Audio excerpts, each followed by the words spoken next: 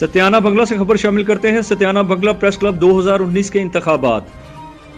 रोजनामा Nawaye Badar bureau chief bold Pakistan news के रशीद अहमद ताहर दूसरी बार सदर, रोजनामा एक्सप्रेस खालिद महमूद भट्ट दूसरी बार जनरल सेक्रेटरी मुंतखब, नाजर हुसैन खोखर चेयरमैन, राना मोहम्मद अमीन नायब सदर, Abdul Islam Jimmy additional secretary, Chaudhry Nadeem Mustafa vice chairman, Rana Irfan Hasan senior नायब सदर, राना काशिफ इंफॉर्मेशन सेक्रेटरी, मलक सफदर नायब सदर, मियां जिशान सीनियर नायब सदर, Malik Hassan Elahi Kashif Saeed photographer, Malak Imran Tarak office secretary, Malak एहसान उल्लाह को एग्जेक्टिव मेंबर मुंतखब किया गया। नौ मुंतखब सदर रशीद ताहर ने सहाफ़ियों का शुक्रिया अदा किया और मुकम्मल तावन का यकीन दिलाया। नौ मुंतखब जनरल सेक्रेटरी खालिद महमूद भट्ट ने खिताब में कहा, सहाफ़ियों के हकूक़ का तहफ़्फ़ुज़ करना हमारी जिम्मेदारी है।